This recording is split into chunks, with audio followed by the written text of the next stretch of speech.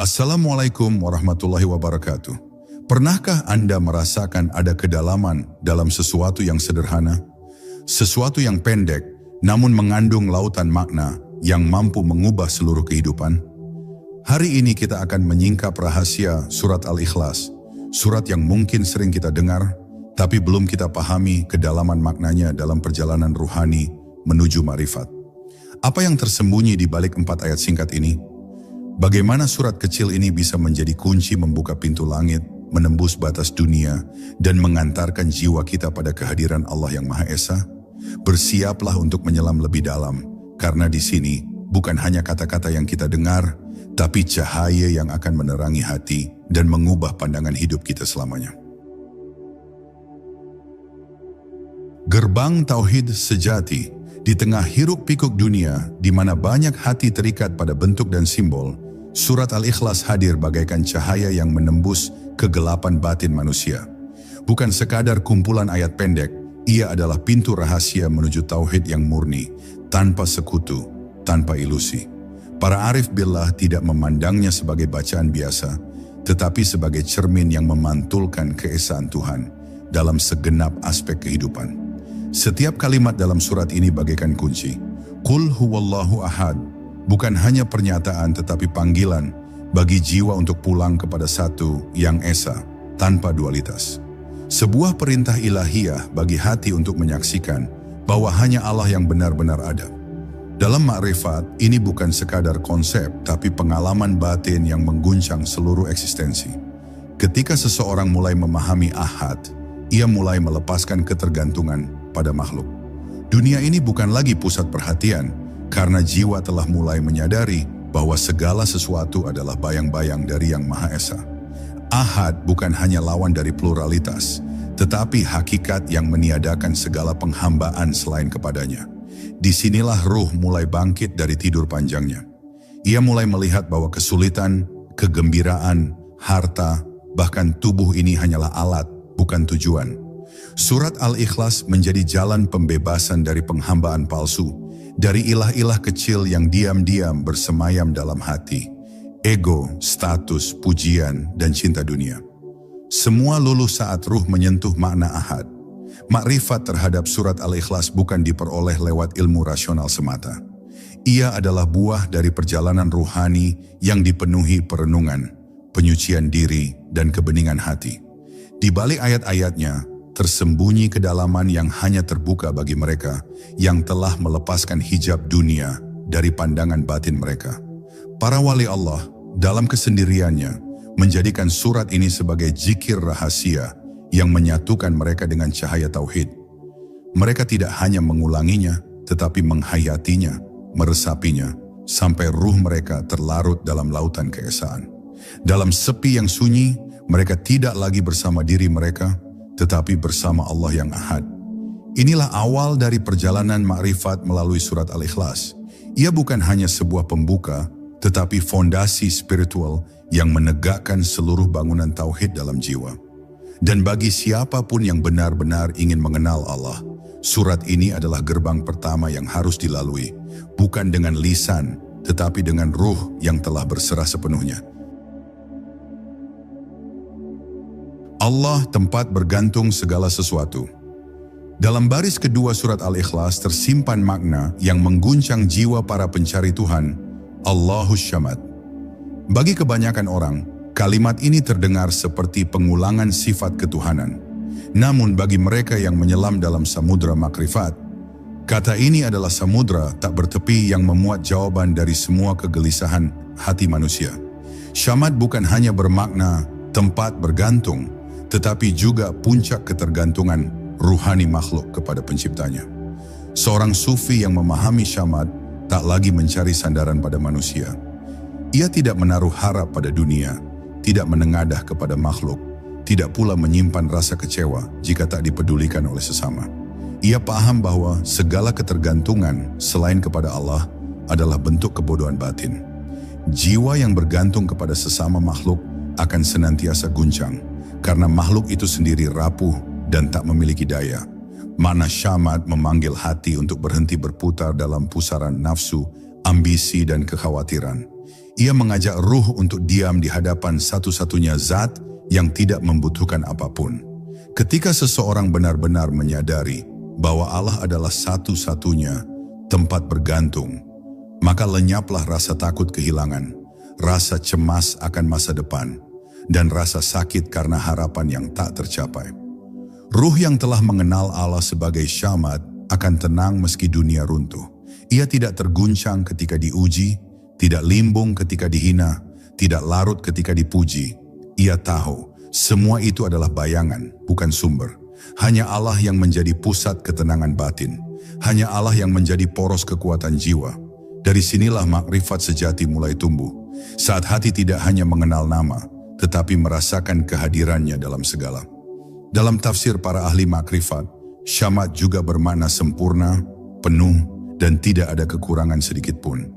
Maka dalam setiap doa dan permohonan, para pecinta Tuhan tidak datang membawa daftar kebutuhan duniawi. Mereka hanya ingin dekat, hanya ingin larut dalam kehadirannya. Sebab mereka tahu, semua yang mereka cari, cinta, kedamaian, makna hidup, semuanya telah ada dalam zat yang maha Syamad. Mereka yang telah mencicipi makna ini akan mengalami perubahan besar dalam hidupnya. Ia tidak lagi sibuk menuntut dunia berubah, tetapi menata jiwanya agar selalu bergantung kepada Allah dalam segala keadaan. Inilah salah satu maqam ruhani yang tinggi, istiqamah dalam tawakal, sabar dalam ujian, dan ridha dalam segala ketetapan, karena hatinya telah bersandar pada zat yang tidak pernah goyah. Allahus Syamad bukan hanya kalimat untuk diucapkan, tetapi medan untuk dijalani. Ia adalah mi'raj ruhani yang menuntun manusia keluar dari kegelapan dunia, menuju cahaya kebergantungan hakiki. Dan saat hati telah menetap di makam ini, barulah makna-makna berikut dalam surat Al-Ikhlas akan terbuka lebih dalam lagi. Dia tidak beranak dan tidak diperanakkan. Makna terdalam dari kalimat lam yalid walam yulad bukan hanya bantahan terhadap keyakinan syirik atau teologi yang menyekutukan Allah dengan makhluk, tetapi juga penegasan yang sangat penting bagi perjalanan makrifat seorang saleh. Kalimat ini mengajak hati untuk memutus segala bentuk penyerupaan terhadap Allah. Ia adalah teguran halus bahwa Tuhan yang hakiki tidak bisa dimasukkan ke dalam bentuk hubungan makhluk, baik sebagai pemberi keturunan maupun sebagai hasil keturunan. Dalam dimensi ruhani, makna ini membebaskan jiwa dari kecenderungan untuk membayangkan Allah seperti manusia. Banyak orang tanpa disadari memperlakukan Allah seperti sosok yang memiliki emosi, dendam, atau perlu dimengerti dengan logika duniawi.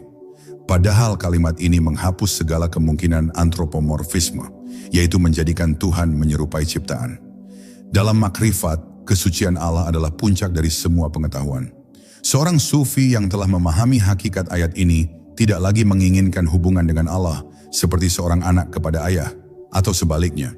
Hubungan itu melampaui logika keluarga, darah, bahkan kedekatan fisik. Ini adalah kedekatan tanpa jarak, keintiman tanpa bentuk, dan pertemuan tanpa ruang. Ia tidak datang dari ikatan nasab, tapi dari cahaya ruh yang kembali kepada sumbernya. Lam Yalid juga membawa pesan bahwa Allah tidak menciptakan karena kebutuhan, apalagi karena kesepian. Segala penciptaannya bukan karena ia membutuhkan pendamping, keturunan, atau perantara.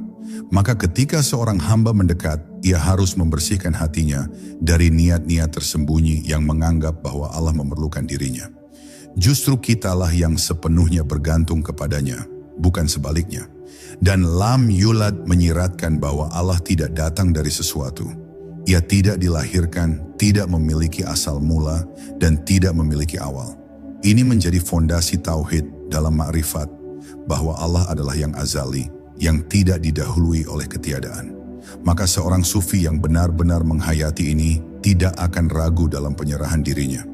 Ia tidak mencari alasan logis tentang awal mula Tuhan, karena hatinya telah sampai pada makam yakin bahwa Allah adalah permulaan dari segala sesuatu. Dalam kehidupan rohani, ayat ini membantu seorang pencari Tuhan untuk menyucikan tauhidnya dari ketergelinciran halus. Ia tidak menuhankan guru, tidak menggantungkan diri pada wasilah, dan tidak menisbatkan segala keberkahan pada makhluk. Ia tahu segala yang datang dari makhluk adalah titipan dari Allah, bukan sumber. makna dia tidak beranak dan tidak diperanakkan adalah tamparan lembut bagi hati yang ingin mencintai Allah secara murni, tanpa campuran bentuk, tanpa bayang-bayang, tanpa konstruksi imajinasi duniawi.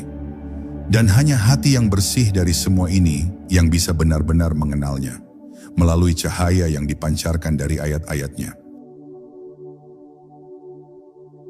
Tiada yang setara dengannya. Kalimat terakhir dalam surat Al-Ikhlas, "Walam yakun lahu kufuwan ahad," adalah puncak dari semua penegasan sebelumnya. Ia bukan hanya penutup, tapi mahkota dari pemahaman tauhid. Dalam pandangan ruhani, ini adalah pintu keheningan tertinggi saat seorang hamba berhenti membandingkan, berhenti membayangkan, dan berhenti menciptakan bayang-bayang Tuhan dalam pikirannya. Tidak ada satu pun yang sebanding, sepadan, setara, atau sejenis dengannya. Inilah kesempurnaan zat Allah. Para arifin menyebut ayat ini sebagai pemutus segala keterikatan batin yang paling halus, sebab banyak orang masih menyimpan dalam hatinya bentuk-bentuk kesetaraan tersembunyi. Mereka merasa bahwa cinta manusia bisa menggantikan cinta Allah. Mereka merasa bahwa kehadiran seorang guru, sahabat, bahkan pasangan bisa menyamai kehangatan kedekatan dengan Allah. Tapi ayat ini datang dan menghancurkan semua ilusi itu. Hanya Allah dan tak ada yang lain yang layak menjadi tujuan akhir hati. Bagi para pencari makrifat, ayat ini adalah cahaya penjernih tauhid. Ia membantu jiwa menyadari bahwa semua yang dilihat, dirasa, dan dipikirkan, meskipun besar dan agung di mata dunia, tetaplah makhluk, dan makhluk tak pernah bisa setara dengan Khalik. Bahkan keajaiban dunia, keindahan langit, atau kekuatan cinta, semuanya hanyalah tanda, bukan zat. Mereka adalah arah panah, bukan tujuan. Mereka adalah pantulan, bukan sumber cahaya. Ruh yang menyatu dengan makna walam yakun lahu kufuwan ahad akan merasakan ketenangan luar biasa. Ia tidak lagi membandingkan pengalaman spiritualnya dengan orang lain. Ia tidak lagi iri terhadap keberkahan yang diberikan kepada sesama. Sebab ia tahu, semua itu bukan kompetisi, karena Allah tidak bisa dibagi-bagi. Yang Maha Esa selalu hadir sepenuhnya dalam hati yang terbuka, tidak lebih, tidak kurang. Makrifat yang sejati hanya tumbuh dalam tanah hati yang tidak menyekutukan Allah dengan apapun. Bahkan dalam rasa, bahkan dalam bayangan, bahkan dalam kesadaran yang samar. Dan ayat ini adalah pedoman untuk menjaga keutuhan itu. Seorang salik tidak akan mudah tertarik pada keajaiban lahiriah, karomah, atau bisikan gaib, sebab ia tahu semua itu hanyalah ciptaan. Ia hanya ingin Allah, titik.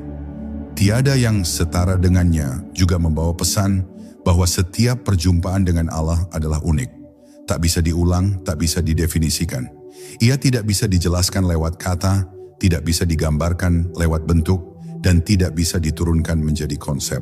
Itulah sebabnya para sufi lebih suka diam ketika ditanya tentang makrifat. Karena saat ruh telah bersatu dengan makna ayat ini, maka lidah pun tertunduk, akal pun hening, dan hanya hati yang terus bergetar dalam penghayatan. Dan disinilah klimaks surat Al-Ikhlas menjadi jelas, bahwa semua pengetahuan tentang Allah harus bermuara pada pengakuan bahwa tak ada satupun yang dapat menyamainya. Tidak dalam bentuk, tidak dalam sifat, tidak dalam hakikat. Allah adalah Dia yang tak bisa disamakan dengan apapun, dan siapapun yang mencapai makrifat ini telah menyentuh inti dari tauhid. Surat kecil yang menyimpan lautan makrifat. Banyak orang meremehkan sesuatu yang pendek, mengira bahwa yang kecil tak punya daya. Namun dalam dunia ruhani, justru yang pendek sering menyimpan rahasia paling dalam. Begitu pula dengan surat Al-Ikhlas. Ia hanya terdiri dari 4 ayat, tapi di dalamnya terkandung samudera tauhid yang tak bertepi.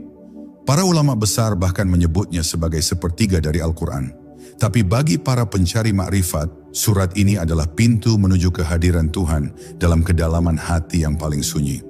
Mengapa surat ini begitu pendek, tapi begitu dahsyat? Karena ia tidak berbicara tentang hukum, tidak tentang kisah, tidak pula tentang perintah-perintah lahiriah. Ia langsung menuju inti dari keberadaan. Siapa Tuhan kita sebenarnya? Ia tidak bertele-tele. Ia tidak membawa kita berputar-putar di sekitar persoalan kehidupan. Ia membawa kita langsung menuju pusat segala makna, yakni zat Allah yang Esa. Disinilah keunikan dan kedahsyatannya. ringkas dalam bentuk, tapi luas dalam makna. Surat ini tidak seperti surat-surat lain yang menyapa kita melalui sejarah, perumpamaan, atau gambaran-gambaran duniawi. Ia bagaikan percikan cahaya langsung dari langit yang datang hanya kepada hati yang siap menerimanya. Para sufi menyebutnya sebagai surat penjernih tauhid, karena ia tidak memberi ruang bagi bayang-bayang syirik halus. Ia menyaring hati dari segala bentuk ketergantungan, pemujaan, atau bahkan persepsi tentang Tuhan yang tidak murni. Ketika seorang salik menyelami surat ini dengan pandangan makrifat, ia akan menyadari bahwa tiap ayatnya bukan hanya memberi informasi, tapi membentuk pengalaman batin.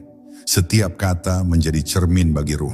Saat ia menyelami kata ahad, ia menemukan keheningan ilahiyah. Saat ia merenungi syamat, ia merasa ditopang oleh kekuatan yang tidak pernah goyah. Saat ia tenggelam dalam lam yalid walam yulad, ia merasakan kebebasan dari segala bentuk keterikatan.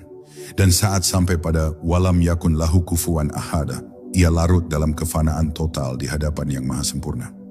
Disinilah surat ini berubah dari teks menjadi pengalaman. Ia tidak lagi sekadar dihafal atau diucapkan. Ia hidup di dalam jiwa. Ia berdetak bersama detak hati. Ia menjadi jalan hening yang mengantar ruh kembali kepada sumbernya. Bahkan dalam banyak riwayat, para sahabat Nabi menyaksikan bahwa Rasulullah sangat mencintai surat ini. Tidak hanya karena keutamaannya, tapi karena keintiman ruhani yang dihadirkannya. Makrifat bukan sekadar ilmu yang dipelajari dari buku. Ia adalah cahaya yang menyinari hati setelah melalui pembersihan, perenungan, dan penyaksian. Dan surat Al-Ikhlas menjadi salah satu medium utama bagi para sufi untuk meraih cahaya itu. Sebab ia bukan saja bicara tentang Tuhan, tapi membawa jiwa menyatu dengan realitas ketuhanan yang murni. Surat kecil ini adalah anugerah besar bagi siapa saja yang mau menyelami kedalamannya. Ia seperti mutiara dalam kerang, tersembunyi, tenang, dan hanya terlihat oleh mata hati yang bersih. Maka mereka yang menghayatinya bukan lagi sekadar mengulang lafaznya, tapi berjalan dalam setiap maknanya. Mereka memandang dunia dengan mata ahad, bersandar dengan ruh syamat, melepaskan keterikatan dengan kesadaran lam yalid walam yulad, dan berjalan dalam fana karena walam yakun lahu kufuwan ahad. Jalan sunyi para wali melalui surat Al-Ikhlas. Dalam sejarah para wali, ada satu kesamaan yang sering tersembunyi dari pandangan umum. Kedekatan ruhani mereka dengan surat Al-Ikhlas. Surat ini menjadi rahasia dalam laku sunyi mereka, menjadi pendamping dalam khalwat, dan menjadi peneguh ketika hati mereka diuji oleh dunia dan segala isinya. Surat ini tidak sekadar jadi bagian dari hafalan, tapi menjadi cermin yang mereka bawa dalam setiap detik hidup mereka, untuk menimbang setiap lintasan hati, setiap gerak batin, dan setiap dorongan nafsu. Para wali tidak hidup untuk dunia. Mereka tidak tenggelam dalam riuh rendahnya pujian dan sanjungan. Mereka justru memelihara keheningan dalam kesibukan dunia. Dan salah satu sebab mengapa mereka bisa menjaga ketenangan itu adalah karena surat ini telah menetap di dalam dada mereka. Qul huwallahu ahad bukan hanya petikan ayat, tapi fondasi kesadaran mereka dalam menatap segala sesuatu. Mereka memandang semua kejadian sebagai pancaran dari yang satu, bukan sebagai serpihan tak bermakna. Ketika seorang wali berjalan, ia tidak berjalan dengan tubuhnya semata, tapi dengan ruh yang terus-menerus disadarkan oleh makna syamat. Ia tahu hanya Allah yang layak diandalkan. Maka dalam diamnya, dalam zikirnya, dalam senyum lembutnya kepada manusia, sebenarnya ia sedang menggantungkan seluruh beban hidupnya kepada yang maha sempurna. Dunia bisa berubah-ubah, tapi hatinya tetap terpaku pada zat yang tidak pernah berubah. Dalam pengasingan mereka yang kadang tak dimengerti oleh manusia kebanyakan, para wali menemukan keluasan ma'rifat melalui ayat lam yalid walam yulad. Mereka tahu bahwa hubungan dengan Allah tidak dibatasi oleh nasab, pangkat, atau silsilah. Ia adalah hubungan ruhani yang berdiri atas cinta murni, tanpa pamrih, tanpa bentuk, tanpa harapan duniawi. Karena itu mereka tidak butuh validasi dari siapapun. Mereka tidak sibuk menunjukkan karomah. Mereka hanya ingin tenggelam dalam keintiman bersama Allah. Dan ketika dunia mempersepsikan keajaiban, para wali justru berlindung di balik ayat terakhir. walam yakun lahu kufuwan ahad. Sebab mereka tahu, tak ada satu pun dalam semesta ini yang layak disetarakan dengannya. Bahkan mereka tidak menganggap pengalaman spiritual mereka sebagai sesuatu yang hebat. Bagi mereka semua itu hanyalah percikan dari lautan cahaya Allah. Mereka fana bahkan dalam karomah mereka sendiri. Kehidupan para wali yang sederhana, tenang dan dalam menjadi saksi betapa surat ini hidup dalam diri mereka. Bukan sebagai teks tetapi sebagai ruh yang mengalir dalam darah. Dalam langkah mereka yang lembut, dalam nasihat mereka yang menyentuh, dan dalam diam mereka yang memancar keteduhan, surat ini hadir. Sebab mereka telah menghapus ego, mengikis rasa memiliki, dan mengosongkan diri agar yang tersisa hanyalah Allah yang ahad. Inilah jalan sunyi para pecinta sejati. Mereka tidak mengejar status, tidak mencari posisi, tidak pula ingin dikenal. Surat Al-Ikhlas telah menjadikan mereka tidak ada agar hanya Allah yang ada. Dan karena itu, mereka dicintai oleh langit dan dibisikkan oleh bumi, meski tak banyak yang mengenal mereka. Rahasia mereka bukan pada jumlah zikirnya, tapi pada kualitas ma'rifatnya, dan surat ini adalah pelita dalam seluruh perjalanannya. Al-Ikhlas dan sir tauhid dalam diri manusia. Setiap insan membawa potensi tauhid dalam dirinya. Sejak ruh ditiupkan ke dalam jasad, benih pengenalan terhadap Allah telah tertanam dalam batin manusia. Namun dunia yang penuh tirai menutup benih itu, membuatnya tertidur, tersembunyi di balik kabut keinginan dan kebisingan pikiran. Dan disinilah peran surat Al-Ikhlas menjadi sangat vital. Ia bukan sekadar bacaan pendek, tapi kunci untuk membangunkan kembali kesadaran ruhani yang telah lama tertidur. Para sufi meyakini bahwa setiap kalimat dalam surat ini selaras dengan inti ruhani manusia. Qul huwallahu ahad tidak hanya menunjukkan siapa Tuhan kita, tapi juga menunjukkan bahwa inti sejati diri manusia hanya akan tenang ketika kembali kepada yang satu. Keberagaman peran dan warna hidup seringkali membuat manusia terpecah dalam identitas. Namun surat ini memanggil roh untuk kembali menyatu, untuk kembali pulang pada hakikat keesaan. Allahus Syamad mencerminkan kebutuhan terdalam manusia. Bukan kebutuhan jasmani, tapi kebutuhan jiwa untuk merasa ditopang, untuk merasa aman dalam pelukan kekal dari zat yang tidak pernah goyah. Berapa banyak manusia merasa hampa meski telah memiliki segalanya, sebab mereka belum mengenal siapa yang menjadi tempat bergantung sejati. Surat ini membuka mata batin bahwa hanya dengan bersandar kepada Yang Maha Syamad, hati akan berhenti gelisah. Sementara itu makna lam yalid walam yulad melatih hati untuk memisahkan diri dari segala bentuk pengkultusan. Dalam ma'rifat, ini bukan hanya tentang akidah, tapi tentang pembersihan hati dari segala bentuk penyandaran selain kepada Allah. Seringkali manusia tidak sadar telah memuja pekerjaan, pasangan, bahkan dirinya sendiri. Ayat ini membimbing ruh untuk mematahkan semua ilah-ilah kecil dalam batin, agar hanya Allah yang tinggal dalam pusat jiwa. Dan ketika hati merenungkan walam yakun lahu kufuwan ahad, ia mulai menyadari bahwa setiap kali ia membandingkan sesuatu dengan Allah, baik dalam rasa, bayangan atau pemahaman, maka ia telah keluar dari sir tauhid. Makrifat yang sejati menuntut pengosongan total. Tidak ada yang sepadan, tidak ada yang mirip, tidak ada yang bisa dibayangkan. Disinilah titik di mana makrifat menjadi fana, ketika ruh menyatu dalam kehadiran Allah, tanpa bentuk, tanpa sekat, tanpa jeda. Surat Al-Ikhlas, jika direnungi dengan hati yang bersih, akan memunculkan getaran dalam dada. Sebab ia bukan sekadar menjelaskan siapa Allah, tapi juga siapa kita di hadapannya. Kita adalah yang membutuhkan, yang lemah, yang tidak kekal. Dan hanya dalam mengakui posisi ini, manusia bisa mengenal Allah dengan sebenar-benarnya pengenalan. Bukan dalam ego yang tinggi, tapi dalam kehinaan yang ikhlas. Sir tauhid tidak bisa diajarkan melalui kata-kata. Ia hanya bisa dipancarkan melalui pengalaman batin yang murni. Dan surat Al-Ikhlas menjadi tali penghubung antara langit dan hati. Setiap kali ruh merenungkan ayat-ayatnya dengan penuh keikhlasan, maka seberkas cahaya akan menyentuh ruang terdalam dari dirinya. Disitulah tauhid sejati tumbuh, bukan dari lidah, tapi dari nur yang bersemayam dalam batin yang tersucikan. Rahasia ikhlas dalam surat Al-Ikhlas. Tidak ada makrifat yang sejati tanpa keikhlasan. Dan menariknya, surat yang menjadi inti dari pemurnian tauhid ini pun dinamai dengan nama yang mencerminkan sifat paling agung dalam diri seorang hamba, Al-Ikhlas. Nama ini bukan sekadar label, tapi isyarat mendalam bahwa seluruh inti surat ini hanya bisa tersingkap bagi jiwa yang telah melampaui ego, kepentingan, dan pengakuan.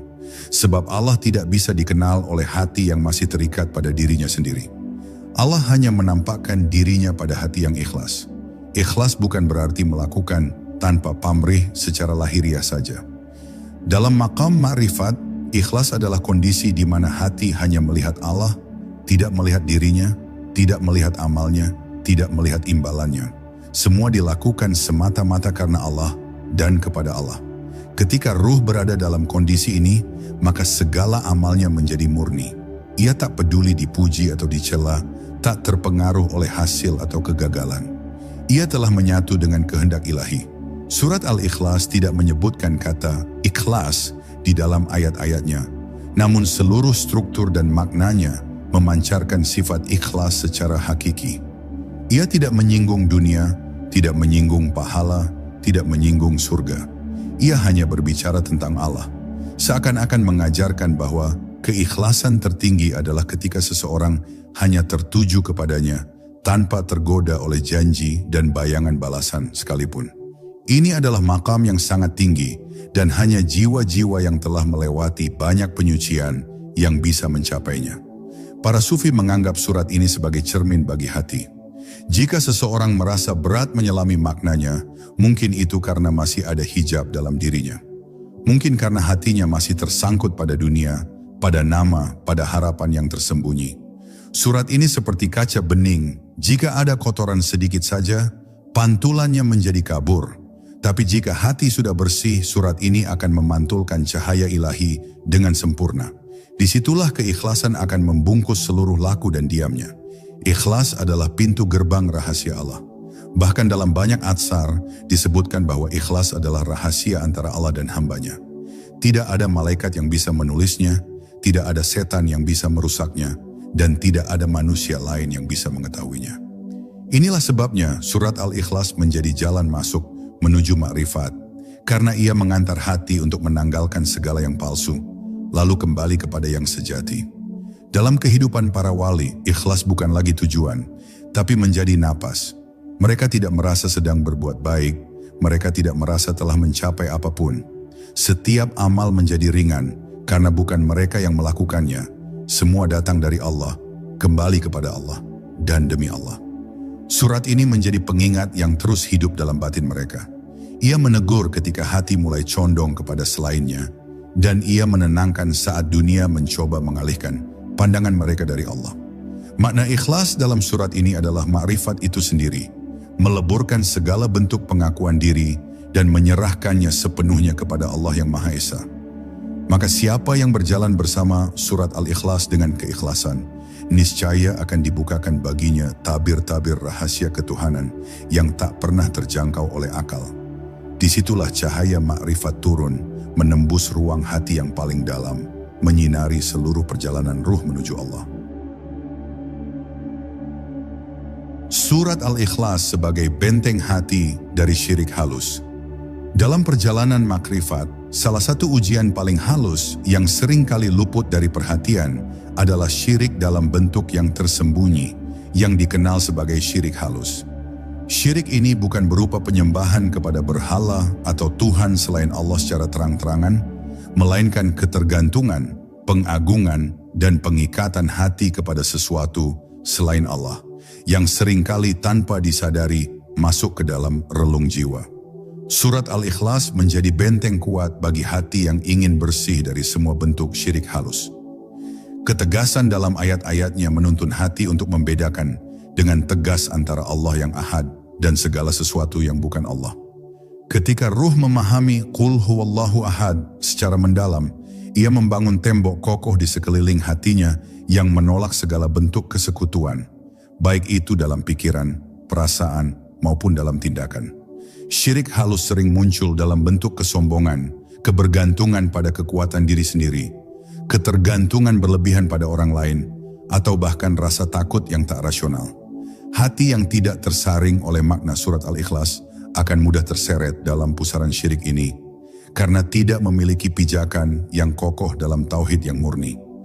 Surat ini menjadi cahaya yang menerangi kegelapan hati, menolak segala bayang-bayang ilah-ilah palsu yang mengaburkan pandangan ruh. Dalam ayat Allahus Syamat, ruh belajar bahwa hanya Allah satu-satunya tempat bergantung. Ketika ketergantungan dialihkan kepada selain Allah, baik itu kepada manusia, harta, ilmu, atau status, maka syirik halus mulai tumbuh. Surat Al-Ikhlas mengingatkan bahwa segala sesuatu selain Allah bersifat sementara dan tak mampu memenuhi kebutuhan batin yang hakiki. Sementara penegasan lam yalid walam yulad menghapus segala bentuk pemahaman yang menempatkan Allah dalam dimensi yang bisa dikaitkan dengan makhluk. Ketika hati menyadari bahwa Allah tidak beranak dan tidak diperanakan, ia menolak dengan tegas semua asumsi dan imajinasi yang membuat Tuhan menjadi sesuatu yang terbatas, berubah atau bisa dikompromikan. Inilah pencegahan halus terhadap syirik dalam bentuk teologi yang keliru. Ayat terakhir, walam yakun lahu kufuwan ahad, memperkuat benteng ini dengan pengakuan mutlak akan keesaan Allah yang tidak ada tandingan. Tidak ada yang sebanding, tidak ada yang setara, tidak ada yang dapat disetarakan. Ini bukan hanya sebuah klaim, tapi pengalaman batin yang membuat hati selalu waspada terhadap segala bentuk kesetaraan yang mencoba menembus ruang suci tauhid. Para wali dan ahli makrifat menggunakan surat ini sebagai zikir yang membersihkan hati dari najis syirik halus. Mereka menyadari bahwa perjuangan terbesar dalam perjalanan spiritual bukan hanya melawan nafsu lahiriah, tapi melawan ilah-ilah kecil yang tersembunyi dalam lubuk hati. Surat Al-Ikhlas menjadi tameng sekaligus pedang yang menjaga kesucian tauhid dan menebas akar-akar kesyirikan yang licik. Bagi siapa saja yang ingin mencapai makrifat yang hakiki, memahami dan meresapi surat ini adalah kewajiban yang tidak bisa ditawar. Ia bukan hanya doa atau bacaan, melainkan tameng batin yang menjaga agar perjalanan ruh tidak tersesat ke dalam jurang kesesatan halus. Dan dengan benteng ini kokoh berdiri, ruh bisa terus melangkah mantap menuju puncak-puncak keesaan ilahi. Surat Al-Ikhlas, titik akhir dan awal perjalanan makrifat. Surat Al-Ikhlas bukan sekadar bagian dari Al-Quran yang bisa dituntaskan dalam waktu singkat. Ia adalah pintu masuk sekaligus puncak perjalanan makrifat yang membawa ruh dari kebingungan menuju kepastian, dari keterpecahan menuju kesatuan, dan dari kegelapan menuju cahaya hakiki. Pada bab terakhir ini, kita menyadari bahwa surat ini adalah titik akhir sekaligus titik awal bagi setiap pencari kebenaran sejati. Setelah menapaki makna-makna terdalamnya, ruh tidak kembali seperti semula. Ia telah mengalami transformasi yang tak terlukiskan oleh kata-kata. Ia telah dibersihkan dari pengaruh duniawi, dilepaskan dari ikatan syirik halus, dan dibangkitkan dalam keyakinan yang teguh bahwa Allah adalah satu-satunya hakikat yang layak dicintai dan dituju. Ini bukan sekadar pengetahuan, tetapi pengalaman yang membakar jiwa dan menerangi setiap sudut hati. Dalam makrifat, surat Al-Ikhlas adalah cahaya yang terus menyala. Meskipun dunia berubah dan waktu bergulir, ia menjadi pengingat abadi bahwa segala sesuatu selain Allah adalah fana, dan hanya dengan berpegang teguh pada keesaannya, ruh dapat menemukan kedamaian sejati. Maka perjalanan ini tidak pernah selesai, karena makrifat adalah proses tanpa akhir yang mengantar manusia terus-menerus menuju pengenalan yang lebih dalam akan Tuhan. Surat ini juga mengajarkan kerendahan hati yang hakiki. Dalam menghadapi keagungan Allah yang tiada tara, seorang salik menyadari betapa kecil dan lemah dirinya. Ia tidak mencari pujian, tidak ingin dilihat hebat, dan tidak menganggap pencapaiannya sebagai prestasi pribadi. Semua hanyalah anugerah dari Allah yang Maha Pemurah, yang membukakan tabir hati dengan kasih sayangnya. Penutup dari surat ini menguatkan bahwa tidak ada yang setara dengan Allah. Ini adalah titik terendah dan tertinggi dalam perjalanan spiritual, mengosongkan diri dari segala bentuk kesetaraan agar hanya Allah yang mengisi ruang hati.